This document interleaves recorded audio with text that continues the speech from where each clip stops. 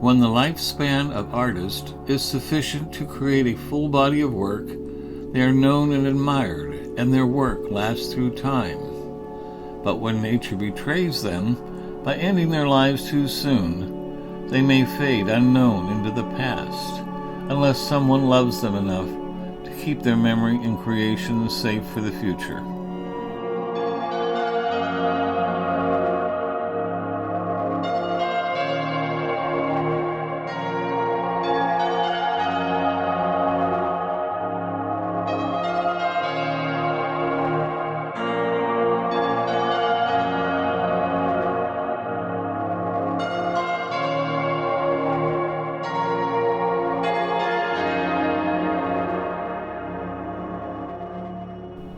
This film is a remembrance of the life and creative work of the graphic artist John Charles Weatherford, as seen through the love of his sister Mercedes Weatherford. Where do I start? An unknown artist who just happens to be my younger brother.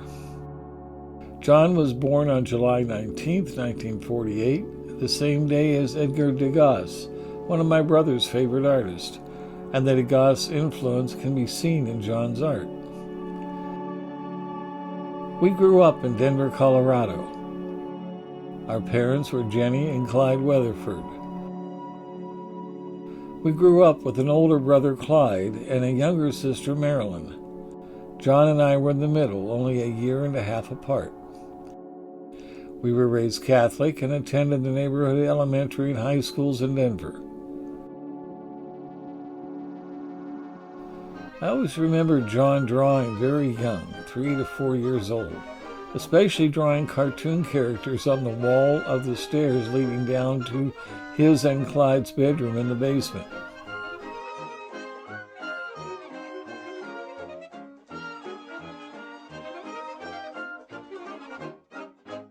You can see his big ears in old photos, and when we played, he would often play around as Dumbo the elephant. He told me they were one of the reasons he grew long hair. Our grandmother had big ears too. John was very fond of our grandmother and lived at our grandparents' home for a couple of summers. She would buy him paint-by-number, oil-on-canvas painting kits, which he took to very seriously and artistically. She would then proudly hang his finished paintings in her living room wall. Our grandparents' name was Nacias. They were very lovely people, and we were very lucky to have them in our lives. Our grandfather was Spanish, and our grandmother was Mayan Indian. They had immigrated here to America from Mexico to escape the 1910 revolution. John grew up with his boyfriend Eddie, who lived a couple blocks away. The two of them were always in and out of trouble. One time during the summer, I remember when a policeman showed up at the door with my brother and Eddie. They had taken our father's car keys and decided to take a spin around the neighborhood. After high school, John studied at the Art Institute in Denver, where he met another young man, and they became very close. The young friend invited him to move with him back to his hometown in the countryside outside Vancouver, Canada. There he found work drawing illustrations for the editor of the local newspaper. The newspaper editor thought his talent worthy to be developed and suggested applying to the San Francisco Academy of Art, and so in 1974 he applied to the Academy. He had become close to another young man named Dale, so when he was accepted by the school, Dale happily moved to San Francisco with him in 1975. Dale soon became involved with the founding of the original Hamburger Mary's. John had become deeply interested in illustration with J.C. Lindecker, one of his favorite instructors. He also studied with artists Bruce Wolfe and David Grove, who would give lectures and drawing classes as their work schedules permitted. His favorite instructor, Dr. Barbara Bradley, was the chair of the illustration department at the Academy, and she was also renowned as an author of books teaching graphic arts, one such being Drawing People, How to Portray the Clothed Figure. Soon Dr. Bradley recognized the depth of his talent and made him her assistant, and they developed a lasting friendship.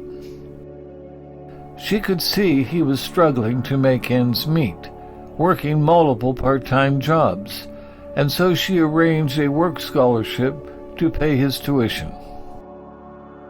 During the course of his relationship with Dale was often a subject of John's artwork. But then, John got beat up by Dale in 1978. He called our mom, crying to her, and so the next day she flew to San Francisco. When Miss Bradley saw him, she became alarmed for his life, but he told her he had had an epileptic seizure. So as a way of checking to be sure he was okay, she added to his academy work regime, opening the front door to the illustration department facility at 8 a.m. every morning. Mom arrived in San Francisco and was deeply upset to see him in such a state. I'm sure she was praying a lot of rosaries for him. I know she liked St. Mary's on Geary Street. She returned to Denver and asked me to move to San Francisco to keep watch over him, but she never mentioned the fight. When I got to San Francisco, John had just gone into the hospital to have his appendix removed. When I learned from him about getting beaten up, I realized why I had been sent there by Mom to protect him. Ms. Bradley had asked me about the epilepsy, which was puzzling, but then it all started to make sense. And so being concerned about him, she was very grateful when I moved to San Francisco and someone else could help look after him. We lived in the famous Haight district of San Francisco, I on Haight and he on Page Street. He had several jobs working for landlords, painting homes and apartments. I remember a time watching him drive up Haight Street in my 1972 VW Superbug with a ladder sticking out of the roof. He loved the music of Ella Fitzgerald, and she too had a home in the Upper Haight, so he would watch for her limousine driving up Haight Street to her home. Otherwise, we didn't discuss music, but spent our times together visiting the many museums of San Francisco Bay Area. At Christmas time in 1981, as I drove him to the airport to fly to visit our home in Denver, he informed me that he would not be returning to the academy or San Francisco. I knew he was tired and burned out from having had a difficult time to study and work all his jobs. He was also deeply frustrated by personal relationships, compounded by people not paying him for his work in painting, including his landlord. He settled into life back in Denver in 1981 and found work as an illustrator for several government and private clients.